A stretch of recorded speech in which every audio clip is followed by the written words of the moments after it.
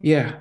So I am gonna make sure that we're gonna go live because this is when I'm just checking to make sure we're going live. Yep. So we are going live. So want to welcome you guys who just tuned in to an edition of our Can We Talk R&B podcast. And it is myself and Sheldon here. And yeah, so definitely we want to use this opportunity to welcome everyone who's joined in, and today we've got a number of different things that we're gonna talk about. But one of the first things I want to bring up, Sheldon, good to have you today, is Thank you. you have people like Bob Dylan, still signed to Columbia Records. He's 80 years old. His last album, I think, was released last year or a year or so. His biggest charting album in more than 10 years sold 50,000 copies. Bruce Springsteen still signed to Sony. He's not put out new music, but he may just put out a single here and there. But he's still signed to Sony. I'm sure Billy Joel. Um, so all these sort of legacy artists, the big are still signed to their labels, and probably don't put out music, but they're still signed to these labels. And when they have an anniversary or stuff, the label puts a big party, gets a big publicity, does the box set, puts the artist out on tour. As I mentioned, Bob Dylan. We don't seem, apart from some of the Motown acts, apart from say Diana Ross and Stevie Wonder, and maybe Smokey, so Motown art legacy artists. I don't know how many black R&B art acts who've been around since the 80s and 90s are still signed to a major label. And even if they're not selling, they're still kept on like as prestige. And this goes to where someone like Eric Benet recently put out a video to talk about racism within the music industry, because he was saying that, look, as a black artist, the labels would only market and push him to black audience. And if they see him exceeding within that market, they may say, well, let's test him to the white audience. Whereas if he was white, they would say, we're just going to mass produce you across all the channels to see how far you go. And so the two areas I've spoken about, the fact that legacy artists like Bob Dylan and Billy Joel and Bruce Springsteen are still signed to the labels they've been with for over 30 years, even though they're not making any money, but they're still signed to them. Yet on the R&B side or even the black side, we do not seem to have the same type of respect given to our legacy artists. Even Prince and Michael Jackson, before they passed away, were no longer signed to Sony and Warner Brothers. I don't know if Whitney was still signed to Arista before she died, but it just seems to be a disparity between how our artists are treated, especially R&B, compared to their counterparts. Any thoughts? Yes. I want to go ahead and just make a couple corrections. Bruce Springsteen actually has an album out. It's called "Only the Strong Survive," and it's an album that's devoted to 60s R&B. Michael Wow. Okay. Jackson, yes, it's been out probably for maybe 8 months, maybe to a year. Okay. Also, Michael Jackson was signed to Sony at the end of his life. Yeah, Prince, but yes. he did his last album, and that was it. He said he was a free agent. Well, he was a free agent in terms of being able to move on with other artists, with other labels. But at Yeah. that time, he still had an agreement with Sony. Um, Prince, obviously, contract Warner Brothers, I think it ended. But what he wound up doing was he wound up going back doing business with them shortly before he died to actually Wow. go ahead and redistribute the product. But and I will talk about that a little later because it's kind of the black music. You can have your product, you can own your product, but you have to be plugged into the machine, and the Mm, machine is the record label. They have the distribution. They have, and you're an artist like a Michael Jackson and a Prince, and they are legacy artists. mm, Um, it's important for your music to come out on the largest platform and in the biggest way possible because if Michael Jackson maybe was not affiliated with Sony toward the end, or Prince, um, maybe all of the back product that they have, it wouldn't have rolled out the way it's been coming out, over the past decade, and it just goes back to their being connected to these labels, Warner Brothers, Sony, which was Epic, and Columbia, they mm, had different names, but these are major labels. They're the machines. So when you have that machine behind you, it's about putting your product out in the biggest way. A rapper KRS-One was saying that, yeah, I own 50% of my publishing, and Jive Records owns the other 50%.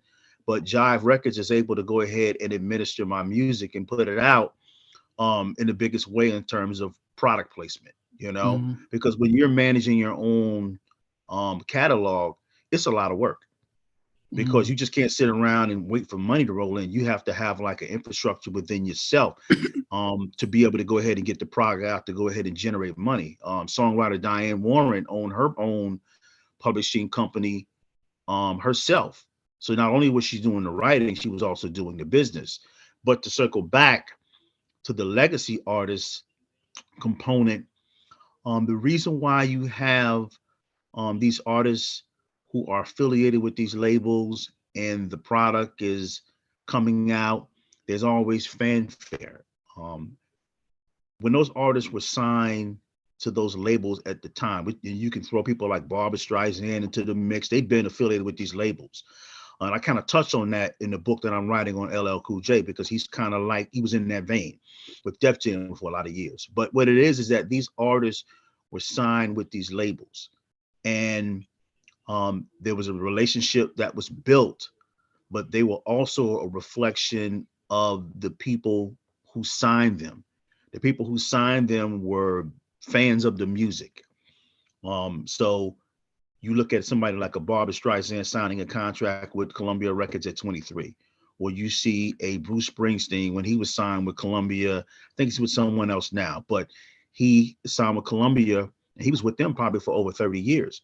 But what it is there's a certain status that they enjoy as a legacy artist.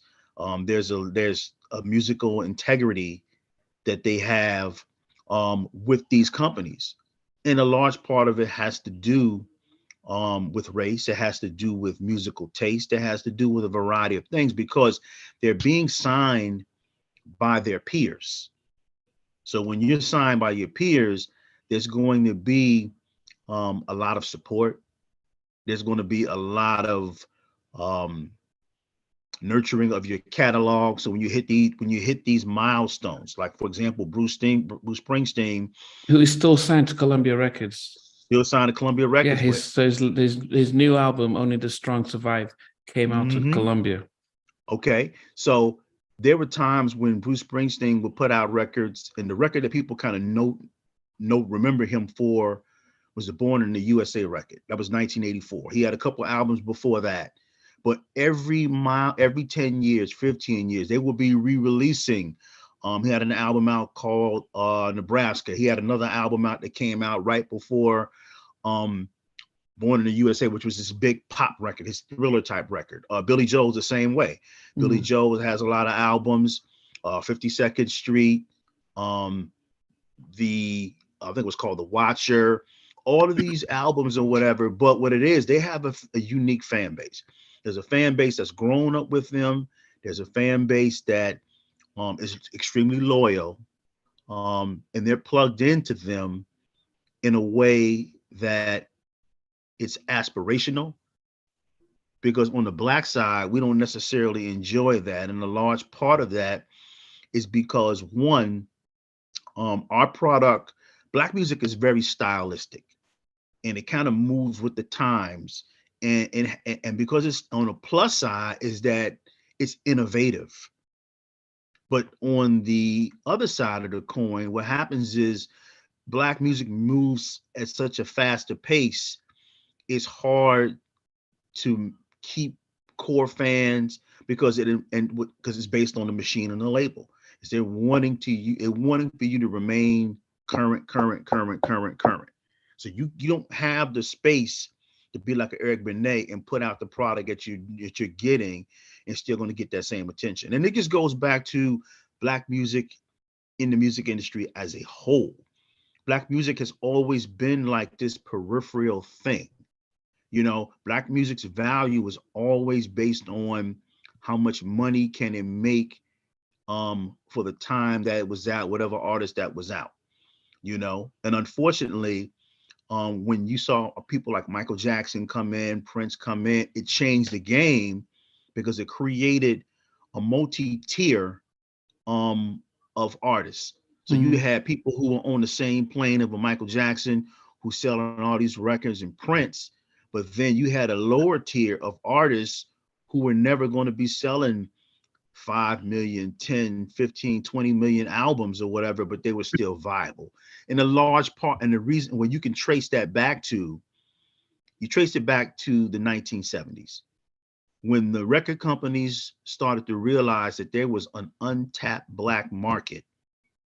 They started to invest in the Black market, started signing up artists, because prior to that, the mentality was that Black music could only sell singles. They could never sell albums.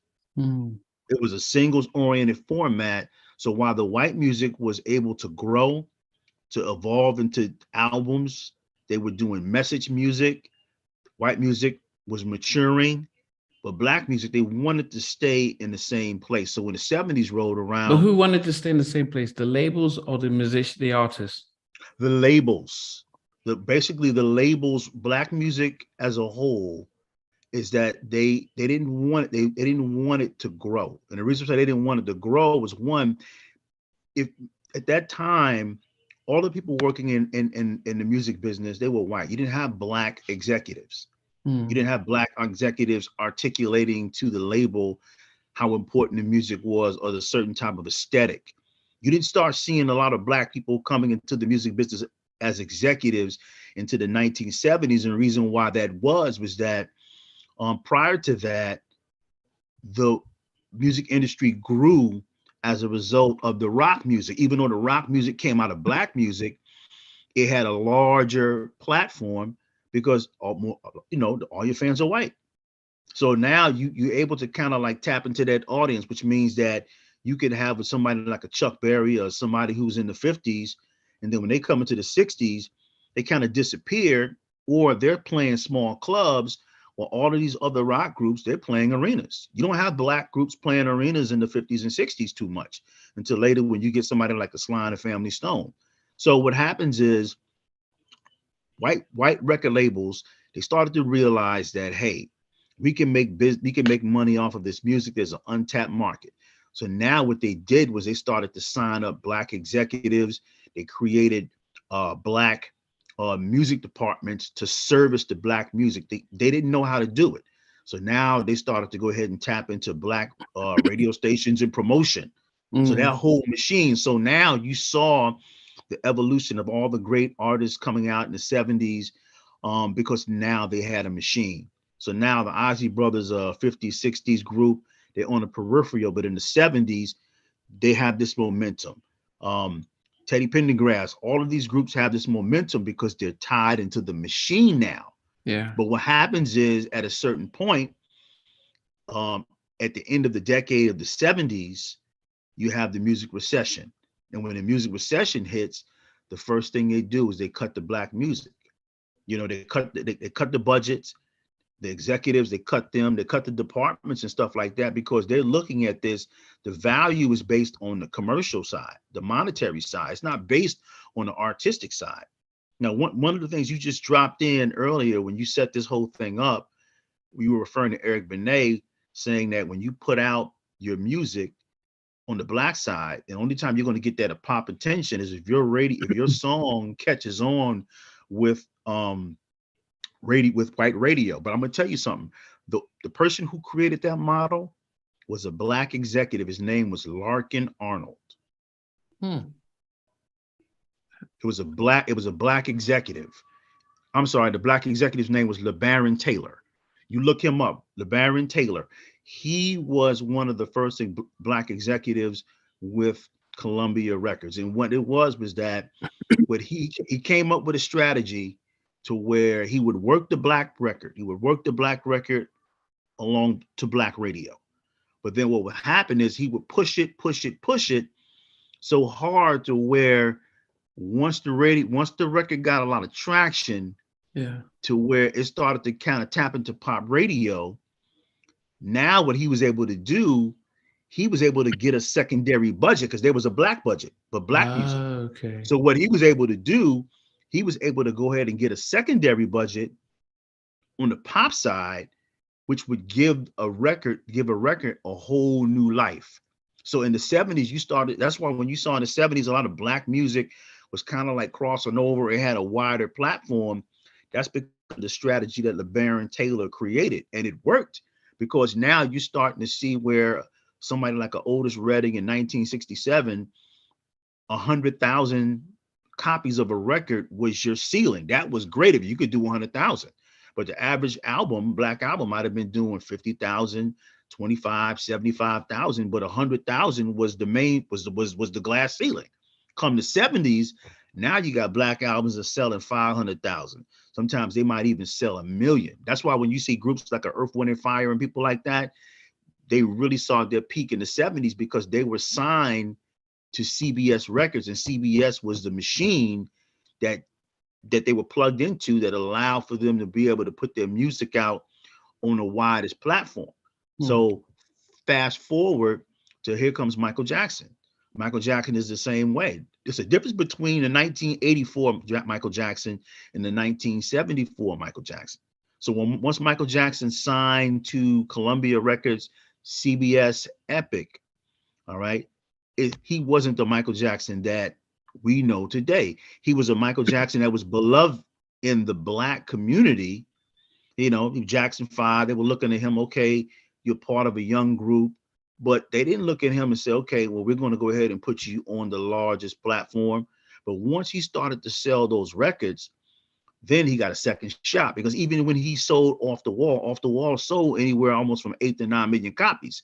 Come award time, they didn't recognize the record. He only won an award on the white side, on the R&B side.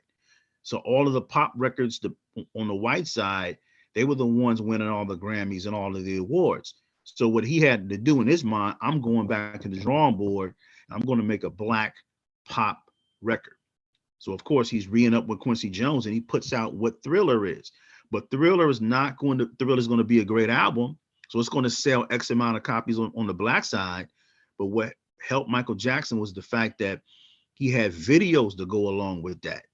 So when the videos came, he was able to do what he needed to do. Now, mind you, at that time, when he was putting out music videos, there weren't a lot of black music videos that were out there. People weren't spending a lot of money.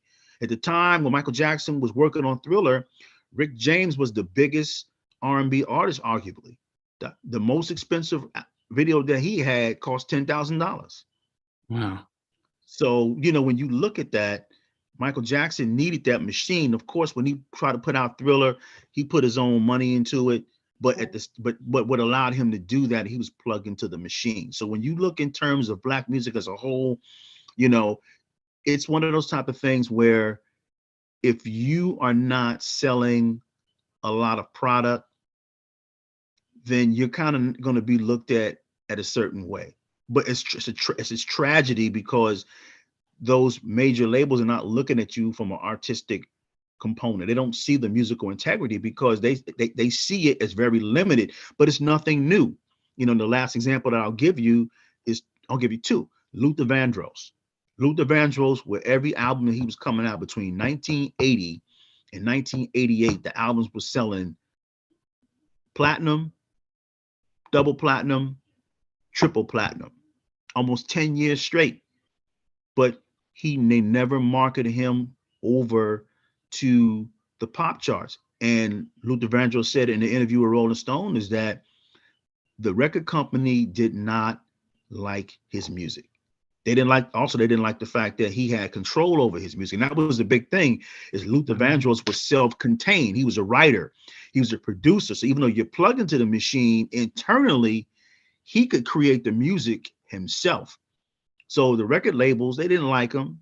But the fact is that if you're making 20 million, 30 million dollars for your label, they're gonna sit back and say, okay, because they don't have to do a lot. Same thing with Frankie Beverly and Maze. Big group, you know, they were a band. So they're like our Rolling Stones. But every album they put out, every album was a gold album. But the record company saw no need to expand them to a larger audience. And I'll leave it with this.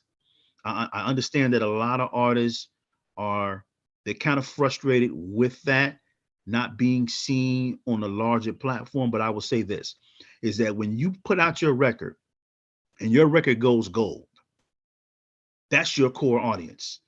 Anything beyond that, maybe you might hit platinum, but if you're consistently putting out gold records and then your records start to surge in popularity, you're starting to sell more copies.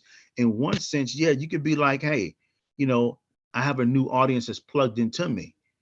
But is that new audience going to be plugged into you for the duration of your career? So for the short time, it's great to have that. Teddy Pendergrass was the same way. I love my bass. He had 4 platinum albums in a row. No one else had. But I want to also I want to see what I can do on the pop side. So, you know, everybody's not going to have that lane, but I definitely understand that frustration because, you know, if my goal is I'm an artist and to put my music out on the largest platform, I want to be able to do that. And I want to go ahead and experience the financial rewards of that. And unfortunately, you know, Black music, again, it's peripheral. So what happens is our fan base and everything is not respected. That's why when you got Elektra Records putting out this box set or this box set, but look at Keith Sweat. Keith Sweat's 10th, 15th, 20th, 25th, 30th anniversary of Make It Last Forever has come and gone, no commemoration. So, I mean, as Black artists, you know, when they're seeing the white counterparts being lauded, celebrated, like that, what is it that they can do? You know, I mean, what is it that, I mean, you can't say that, I mean, especially now in the age where we are, where we're living in an age where the labels back in the day were the big cash machine. They had the marketing, they had the promotion, they had the radio.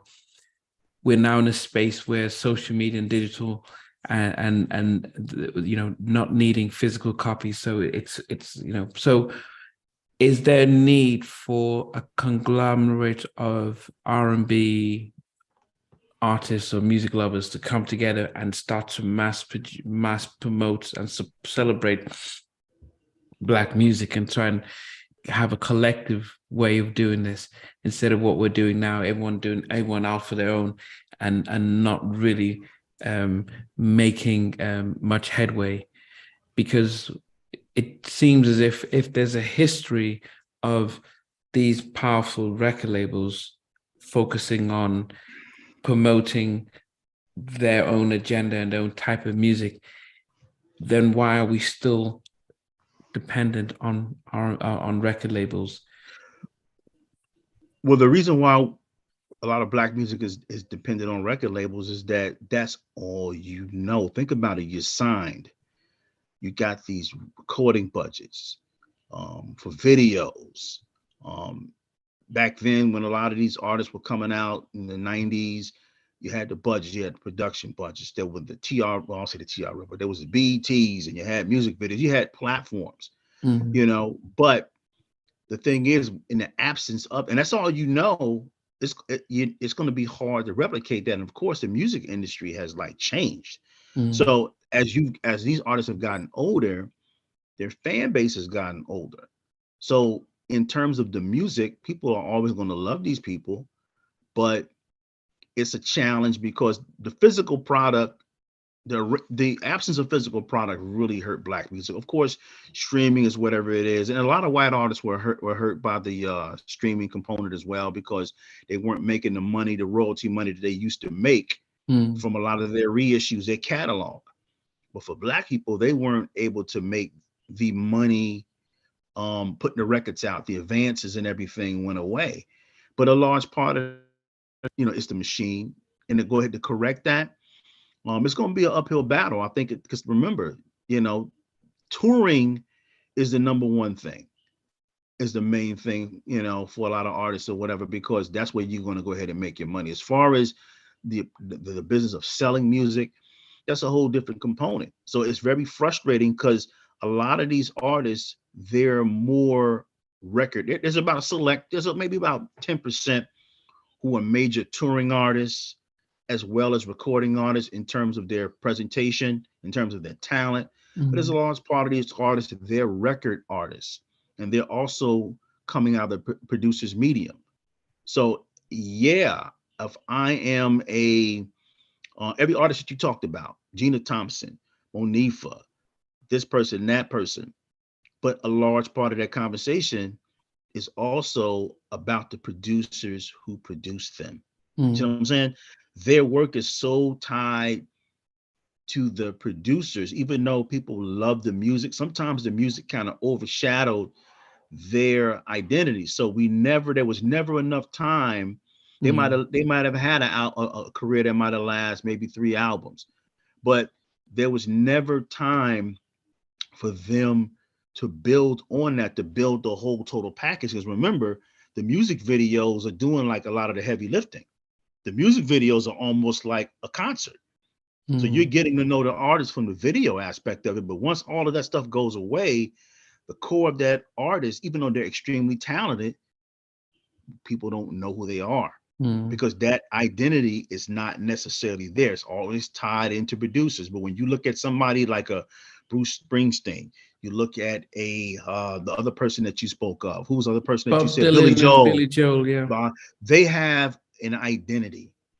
They have an identity with their artists, and no matter what they do, that identity, that brand, I don't like to say brand, but for lack of a better word, that brand exists.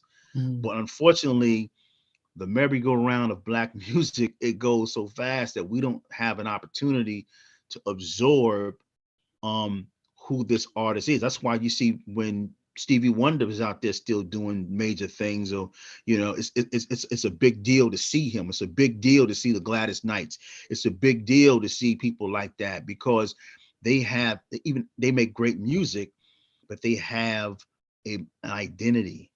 They Yeah. have an identity, and it doesn't exist in a lot of 90s artists because they were studio. And I say studio, I'm not talking about not being able to sing, but their forte was making records. Their forte was not creating a show. So when you go Yeah. back to, I'm talking about, you remove the background dancers, you remove the pyro, all the explosions, and who do you have? So it's very, very, it's a tricky situation. But the thing is that, when you're a young artist in that time in the 90s, early 2000s, and you're hot and you're selling these records, you're not thinking about, okay, how can I maintain my career long term? But you can't blame them because the way the industry set up, it wasn't set up that way for black artists. But keep in mind, Black artists going into the 90s, they led with the records first because from an age perspective, they didn't have what the artists who came before them had. So any artist that was out 60s, 70s, and 80s, they performed in clubs, they performed in theaters, they had a stage show before they put out records. So when you saw them perform, that was going to always, no matter if if they had hit records, no matter if they had a current record out, you knew what you were going to see with these records. And the only group that is kind of like tied into that tradition is a New Edition. You see what I'm saying? Yeah, I mean, when we think, and as we segue into groups like New Edition, so they've just come out and announced that they are starting the Legacy Tour, which is to commemorate 40 years of being in the industry. So 40 years ago, next year is when they released Candy Girl. Was it Yeah, Popcorn Love? 83. Was it 83. Popcorn Love or Candy Girl? All of the same year. Okay, the same 83. year, yeah. So 40 83. years. So that's part of the Legacy Tour. They are going to have Tank open with Keith Sweat and Guy. Now, everyone was excited about, oh, New Edition are back out and stuff. And I think everyone kind of missed the fact that Guy are reuniting. They had a falling out. Aaron left the industry. He was like, that's it, he's done. There were slig matches between Teddy and Aaron, and Damien was right in the middle. He was always careful in his interviews not to have any slinger matches with either Teddy or Aaron. But the fact that they've all buried their hatchets and they're now ready to go until Teddy's out in Africa and he's going to fly back in and stuff. So I do wonder how that would go, that phase of the tour. Keith Sweat, I have no concern about Keith. He has been touring consistently since the lockdown has lifted. He's been every week, he's in a different city, so he's battle ready. Aaron hasn't sang in a long time. I mean, he's been raising his dogs and stuff. So that would be a very interesting dynamic. Plus, they've got the history of Guy and New Edition going back to the Budweiser Superfest, where one of Guy's bodyguards were killed when they just had the altercation.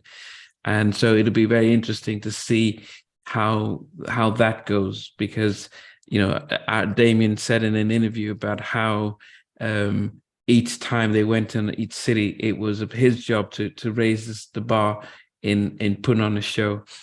So that would definitely be interesting. But what are your thoughts on, not just, I guess, Guy reuniting, putting their differences aside, allegedly, for this New Edition tour? I'll tell you this. It's a testament to the New Edition, and I hate to use the word brand because people just throw that around so much, but I'll just say it's a testament to New Edition's legacy, because if there's any group that, I don't want to say does not deserve to be here, but there's any group that wouldn't be here because of all the internal things that have went on throughout their career, that would be the group. They survived so many different things that should have broke them up permanently. But the core of New Edition is that they are the link to the groups that came before them, is that they had a show. And the show, the consistency of the show, their identity would sustain them through all of the highs and lows. So that's an extension of legacy artists, Black artists or whatever, that they didn't have, they might have been big, in the 70s or whatever, maybe 80s, but they always had a show and people are coming out to them, and it's not based on them having a hit record. So New Edition carries on that tradition, and they are Black music, contemporary Black music's anchor. They are contemporary Black music's anchor. So it makes sense for them to come out, because they went out before. They had Jodeci, they had Charlie Wilson. So so now they're continuing that. So now they're able to go ahead and bring in other artists, to bring them on the tour. They can make money, but it also elevates the platform of those artists. And it's such a great deal, because remember, New Edition just got off a tour about 7-8 months ago. And they're going back out there again, but this is how it should be. Think about it. When you got the white rock groups and Toto and Rolling Stones, they stay out on tour, and it's on a larger scale. But I will say this, is that the reason why New Edition also has the large platform that they have, they're plugged into the machine. I don't know if you realize this, but I would say maybe 3 years ago, they signed a deal with Creators Artists Yeah, Agency, which yeah. is CAA. CAA. Yeah, it was big And when Hollywood. you Yeah. plug right, so that means that now they, put them on the path to get residencies and all that. So when you plugged into the machine, it allows you to have a large rollout. And that's the thing, is that as a black music, you can go out.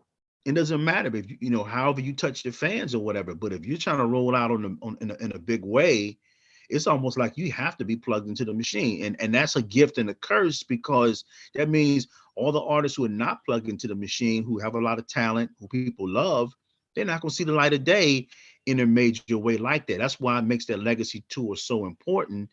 And that's why, and for the guy and Keith Sweat and Tank, and it makes sense, because at this stage in the game, man, guys are 50 years old, man. So you got to go get Yeah. the money. Yeah. You got to you got to go get the money, and this is going to be a major look for these cats to be out on stage. And New Edition is doing probably about 40 cities. You know what I'm But the saying? thing, yeah, but one of the things that Michael Bivins said was that this time around they weren't going to do the small arenas. They're like, no, at the stage that they're at, they're only going to do the big arenas, the big, the big 25,000 seater places. But they had to earn that, because here's the deal: you can't do those arenas without being plugged into the machine. Yeah. That means that in order for you to get booked for that stuff, for these arenas, that network has to see the value of you being able to sell out. Think about Charlie Wilson. Charlie Wilson talked about this. Charlie Wilson was doing the mid-sized theaters, and he was selling out. And he talked about having to go to Live Nation, and Live Nation, it took them a while. They was turning them down, like, oh, you're not ready yet. Which is the tragedy, is that you just don't say, okay, I want to play an arena. It's going to happen. There's a lot of logistics that go on behind the scenes. But again, New Edition, they're plugged into the machine. They got CAA as their representatives, and that's as big as it's going to get. Yeah. Then on top of that, yeah, you can have, and they got hit records, they got TV, they got a legacy behind them. Yeah. But a lot of other artists can have the same legacy, but it's almost like, if you're going to do it that way, you're going to have to be plugged into the machine. Or if not, you're just going to be doing what you call it, Hollywood Club, Hollywood, the small theater. I Oh, forgot the yeah, name of it, yeah, like those Planet, city wineries or the Hollywood yeah, Blues. and of course Hollywood Blues, right. Yeah, don't get me wrong. 1,000. Those venues are great, because certain artists, they thrive in those, Yeah. because it's very intimate. But in terms of New Edition, they're a major group. So it kind of lines itself up with this conversation that you initiated, is that they are a legacy group who are worthy of that. That's not saying there are a lot of other groups that are not, but also New Edition is a concert draw on their own. You see what I'm saying? Yeah. So it does that. Yeah. And I think it actually is good for the culture that they are given that big platform, because they do put on a show. I mean, I think also when you think about someone like Bobby, who has been able to sign, he's now been back in Heartbreak Tour. When his Don't Be Cruel album went mega 10 diamond, he became bigger than he was opening for them. Then towards the end, they were closing. He was closing because he was that big. He's still, in a way, he's still big because of his solo deals and stuff. He's headlining. He's headlining shows. The shows he goes out. Yeah, he is the headliner. He is the draw. Now, in 2002, 2003, when all the stuff he had going on, people would have never saw him as a draw. So let's go to the show. If you hang around long enough, that tide will go ahead and turn. Yeah. So again, the biggest thing is obviously is that, yeah, it's great to have the large platform, but if you can get out there and you can sell tickets, it really doesn't matter. But it's something special when you're able to go ahead and go out on the larger scale. Like, I'm going to give you a Keith Sweat example. Keith Sweat is, once again, also a throwback to Black artists 70s and 80s, is that he stayed true to his core. He stayed true to his core. He handled his business behind the scenes. to where they didn't chew him up and spit him out. So he handled his business behind the scenes as a businessman. He stayed consistent, putting out the records, and he stayed the same, consistent every single time. So when you go see a Keith Sweat concert, you know what you're going to go get, and you don't have a problem seeing him over and over. Also, you see him performing with a band. He's not performing the tracks. Yeah, So yeah. Keith Sweat maintained the business component. He maintained the musical integrity that's tied into his brand. So even though it would be great for a rollout commemoration of his albums, specifically Make It Last Forever, I'll Give My Love to You, and have some major documentaries and stuff like that that's devoted to these people. But he's succeeding in spite of that.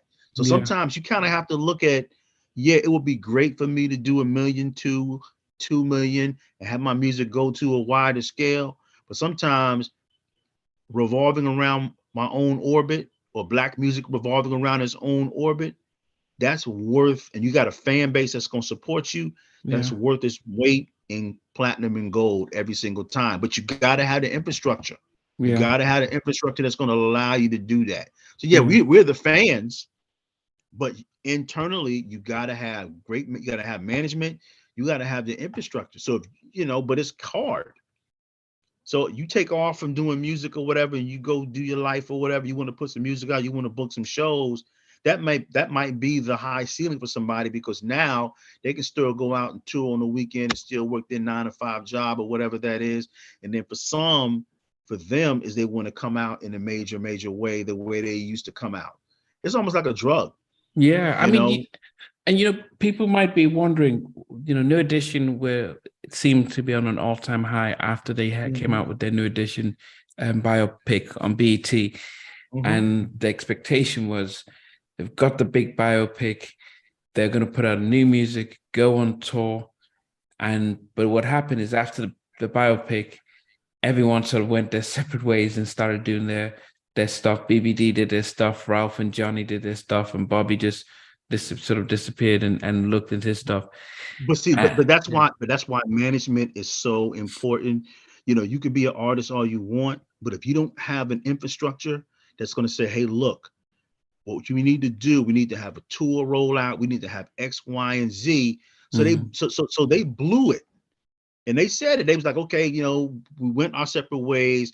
We couldn't get along, or the challenges or whatever they had. But think about it, is that's why management is so important, to say, hey, look, this is what we're going to do. We're going to have the rollout.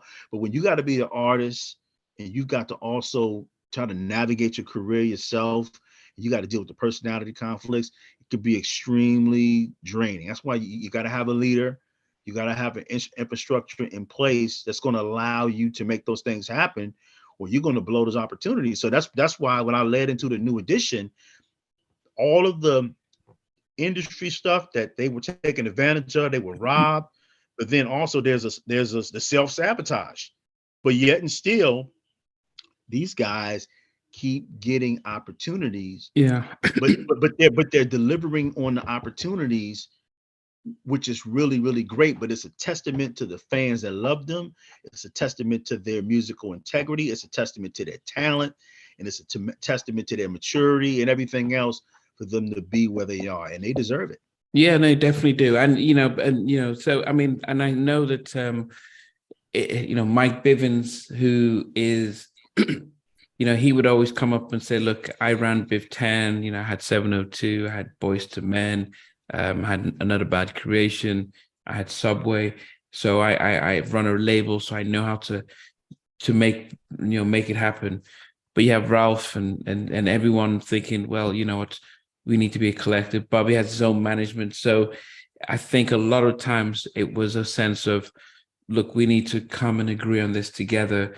And that was always the sticking point as to who's trying to take control and not having independent management that looks at the bigger picture. So by signing to CAA that says, look, we're going to look after brand New Edition, and we're going to get you the big arena tours. They got signed up to the Black Promoters Network. So it's a group of Black promoters who came together to form, to form up a collective that really and they put out New Edition. They did the recent Mary tour. They did the Maxwell, Joe, and Anthony Hamilton stuff. So they've shown this past year how successful they can be if they pull their resources together. These are Black promoters and get those big venues. And they were constantly in the top 10 of concerts promotion, concert audience or last year, just because they worked together as a collective. And a New Edition have gone back to them to say, okay, on our legacy tour, we need you guys to get us the big venues, and we want to really hit as many places as possible. But you know where that comes from, though? One, that comes from the fact that you're not going to get that attention if you're not plugged into CAA. You're not going to get the look. All right. So now you're still going on tour, but this is on a major scale. But keep in mind, the timing is perfect, because when you look at the pandemic, it kind of like, it was almost equivalent when the streaming era came in. It kind of put every artist, it kind of hit the reset button for all the artists. So now budgets are going away, all the big deals and the money's going away. So everyone's on the same playing field. The pandemic is a continuation of that. It hit the reset button to where now people coming out of that. So now no one's bigger than the next person. So now it opens the avenue up for people to actually come in the game and make that happen. Because when you look at that collective of Black promoters who put this on, that's very historic. And the reason why it is historic is that years ago, once again, in the 80s, 70s and 80s, when a Black artist, they used to do the Chitlin circuit. And the Chitlin circuit was you would make money, but it was just a circuit you would do over and over again. So you never would really gravitate and evolve into bigger venues. You could play clubs one night, you'll play a theater one night, you play a small club another night. So then certain Black artists, once they start selling records, in order for them, they would have to hook up with white promoters to get them the bigger venues, because the white promoters were plugged in to the stadiums or whatever. So that allowed them to play bigger venues and make big money. And that was a big issue, because the Teddy Pendergrasses, the Luther Vandross, the Michael Jackson, the Jacksons and all of that, a lot of black promoters were shut out because the Black promoters didn't have the networks. There was a lot of friction back then in terms of Black promoters being able to get in the game and being able to service Black artists, because they were the ones who were servicing the Black artists before they blew up. So once they blew up, a lot of Black artists moved on to white promoters because the money's great. So that's why when you see like places like the Apollo Theater, where you used to be able to go perform, you got to do 6 shows a night to make 100,000, versus going down to Madison Square Garden, you can make 100,000 in one night. That shut the game down. So fast forward to now, when you see these Black promoters that are putting on the New Edition joint, it's major, it's historic, and it's an example of the Black collective in terms of working together, like what you said before. But again, it lends itself to the pandemic, that where it's the reset button. So now it's opportunities out there for everybody. But if your infrastructure is right, if your business is right, and everything is there, then you're going to be good. But keep in mind that tour that they had was a success. So once you put out something that's a major success on that larger grand scale, it's a no-brainer to go back and go do business again. Yeah, and so we've got about 5 minutes, because Karyn White's her interview, it kicks off at 6 p.m. Eastern. So I want to be able to go there. But just as we wrap up for today and stuff, what are your thoughts on Karyn White? Did you realize that she was such an entertainer? Because be honest, I mean, I knew about her songs, but it's only recently that I've started to see some of her old videos. I didn't realize she was a full-on performer, like not just the singing, but the dancing, the breath control, her musicianship. Were you aware of that version of Karyn White?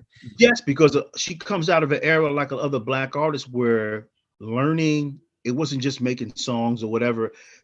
Being an artist required technique. It required skill. It required all of the things that A lot of contemporary artists don't necessarily have, because first of all, the platforms weren't there for them to go ahead and develop that. It's more of a record situation to throw them out. But you got to look at how old Karyn White is in the era that she came out of, where performing arts, and there were platforms and venues for her to go ahead and to learn her craft. But unfortunately, the window when she was coming out, it didn't allow Black artists, and we can talk about it at another time, but it didn't allow Black artists to show their full scope of their talent. It was more about the music, but we didn't. So when you see what she's doing, she's in her 50s. But when Yeah, we see 57 now. Yeah. we see the dynamic of her talent, but that scope of talent was always there. But it's the simple fact, when you look at the narrow parameter of, as far as Black music that it existed in, we never get an opportunity to see the wider range, the wider scope of talent. And that's why she's doing what she's doing today, still vibrant, still does shows, still looks good and everything. But it's a testament to the skill and the technique that she's always had. And she deserved all the great things, all the accolades, everything that's great is happening to her, for her. She deserves it. Yeah. Well, guys, want to thank you guys for tuning in and watching. Sheldon has just dropped a big exclusive that he's working on an LL Cool J book, so we can't wait to hear more about that. We are going to come back in the new year, and actually we're going to be joined by Woody Rock, founding member of Drew Hill. So there's quite a bit that we'd like to talk about. We probably have a review of the year in music, and and be able just to talk about some of the things that we were excited us this year, and things we may be looking forward to the new year. But thanks, Sheldon. Can you just let them know if they want to follow you, and also your blog, where you've done a lot of writing? Where can people get that information? Okay, you can catch me on all Instagram, Facebook platforms. You can also check my blog site at Sheldon Taylor's Souls at Block Notes at blogspot.com. I have pretty much over 100 plus articles that I've written that have devoted to the history, the legacy, and the culture of Black music. Yeah, and as I say, we'll put that in the description of this video. So thanks for watching, guys. Hope you have a wonderful Christmas. Don't forget to tune into Halftime Chat to watch Karyn White, because today she is going to talk about Superwoman, the impact that song had on her life, and just the magnitude of singing it. She said she was 23, singing a song that she said she didn't understand at the time, but it's only later on in life that she really understands the power of that song. So anyway, I don't want to still say any more on stuff, but thanks, Sheldon. Thanks, guys. And we'll catch you guys next time. Take care. Take care.